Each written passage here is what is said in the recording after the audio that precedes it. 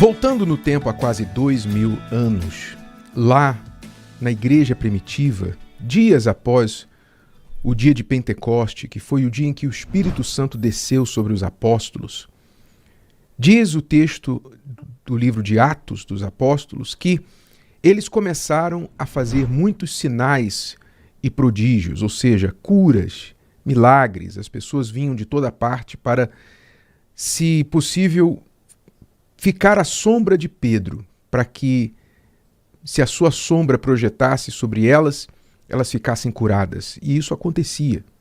Então Deus confirmou o ministério dos apóstolos com muitos sinais e prodígios. Mas diz o texto que, ao passo que muitos criam em Jesus, passavam a crer no Senhor Jesus que os apóstolos anunciavam, que havia ressuscitado dias antes, havia um outro grupo de pessoas que gostava de tudo o que estava vendo e ouvindo, mas não tomava uma decisão, não assumia uma posição de fé. Você pode ler sobre isso lá no capítulo 5 de Atos, no versículos 12 e 13. Diz o texto que muitos sinais e prodígios eram feitos entre o povo pelas mãos dos apóstolos. Dos outros, porém, ninguém ousava ajuntar-se a eles, mas o povo tinha-os em grande estima. Então veja, como sempre aconteceu, aqui não foi diferente. O evangelho divide as pessoas, não é? Divide em que sentido? Eu pensava que o evangelho unia as pessoas. Sim, une os que creem. Mas divide os que creem dos que não creem. Isso é natural. O evangelho, a palavra da verdade, vai separar os que são pela verdade daqueles que são pela mentira, que preferem seguir na mentira, na incredulidade. Então, a pregação dos apóstolos, os sinais que os apóstolos realizavam entre o povo, levava muitos a crerem, a se converterem e se unirem à multidão dos que criam. A igreja começou a crescer muito rapidamente por causa do que eles ouviam, as pessoas ouviam e viam pelos sinais e prodígios. Porém, havia uma outra multidão, como está escrito, que não ousava ajuntar-se a eles, ainda que o povo os tivesse em grande estima. Então veja só, por que alguns da multidão não ousavam ajuntar-se aos apóstolos, aos que criam, aos que estavam se convertendo? Por medo. Medo de sofrer perseguição, porque todo este movimento naquela época, vamos lembrar, era uma ameaça à religião judaica, aqueles que haviam orquestrado a crucificação do Senhor Jesus, como também uma ameaça aos romanos que dominavam Israel naquela época. Então, se tornar cristão era automaticamente, não de tabela, mas automaticamente, conseguir os dois maiores inimigos para a sua vida. Os religiosos, que dominavam tudo do povo judeu, e os romanos, que dominavam tudo, os judeus e os religiosos. Então você ia se converter para quê naquela época? Para que você iria se converter? É diferente de hoje, né? Que hoje as pessoas virou moda ser evangélico, virou moda postar versículo bíblico, virou moda dizer que crê em Deus. Naquela época, não.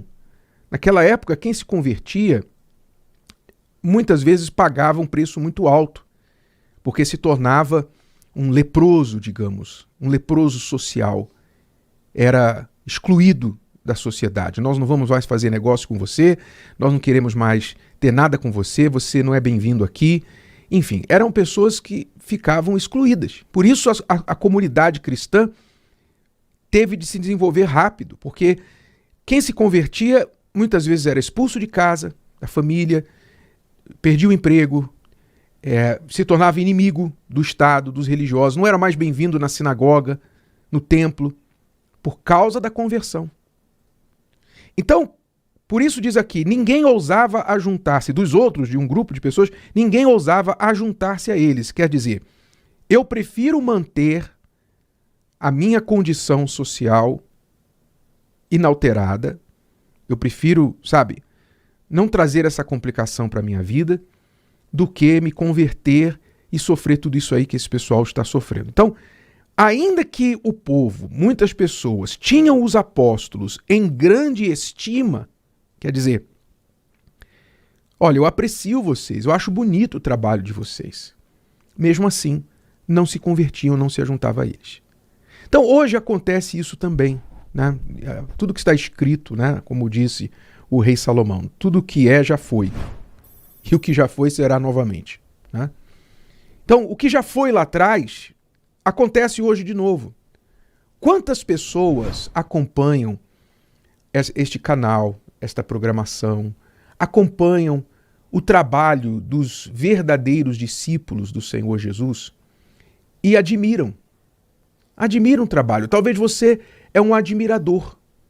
Você é um admirador do trabalho, você gosta de ouvir a pregação, você gosta de ouvir a palavra, você sintoniza aqui todos os dias, você gosta de ouvir. Você nos tem em grande estima, mas você não se envolve, você não se converte, você não assume a sua fé, porque assumir a sua fé teria um grande preço para você. A sua família, você logo pensa, o que a minha família vai pensar? O que o meu marido vai pensar? O que a minha esposa vai pensar? O que os meus colegas vão pensar? Eu que critiquei tanto, eu que fiz tanta piada dos crentes, agora eu vou me converter? Vai ficar chato para mim. Aí você pesa isso na balança e você pensa assim, não, é melhor eu deixar as coisas como estão. Eu admiro muito, gosto muito, secretamente, olha, eu aprecio muito o trabalho que vocês fazem. Mas isso não adianta, preste atenção. Isso não resolve a sua vida. Isso não adianta para você. Sabe, no céu não vão entrar pessoas que tinham em grande estima o trabalho dos cristãos. Não. No céu só vai entrar cristão. Não vai entrar quem estimava os cristãos. Então não adianta você ter em grande estima, admiração e não tomar atitudes em respeito àquilo que você está vendo e ouvindo.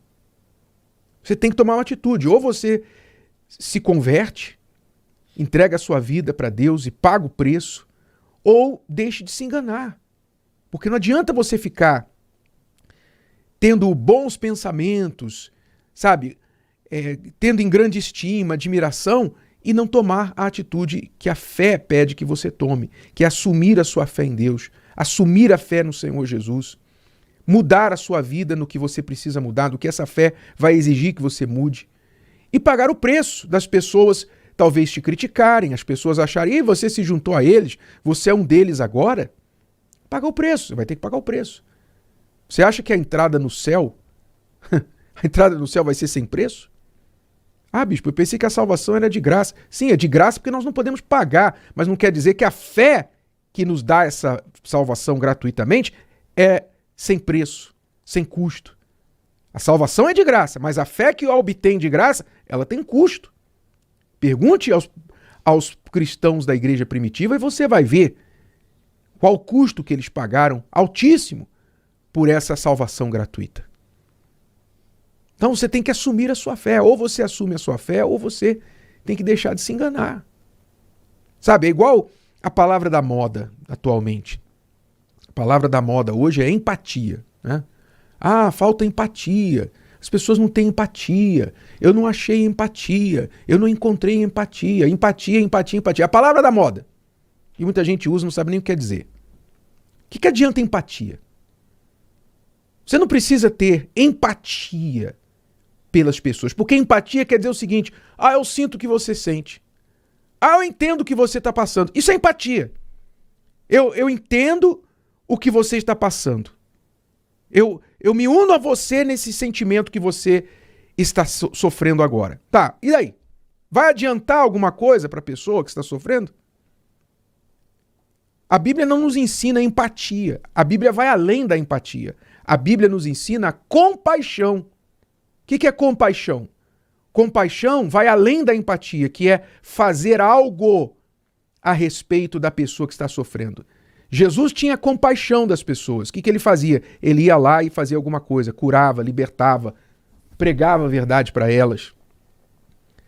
Por isso diz a Bíblia, movido de compaixão. A compaixão te move, a empatia só faz você se sentir bem. Olha como eu sou uma boa pessoa.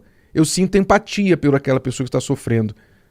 Né? Aí põe lá uma postagem na rede social defendendo uma bandeira para mostrar que você tem empatia. Quer dizer, qual é o custo disso? Nem a rede social você paga. Empatia, empatia, empatia.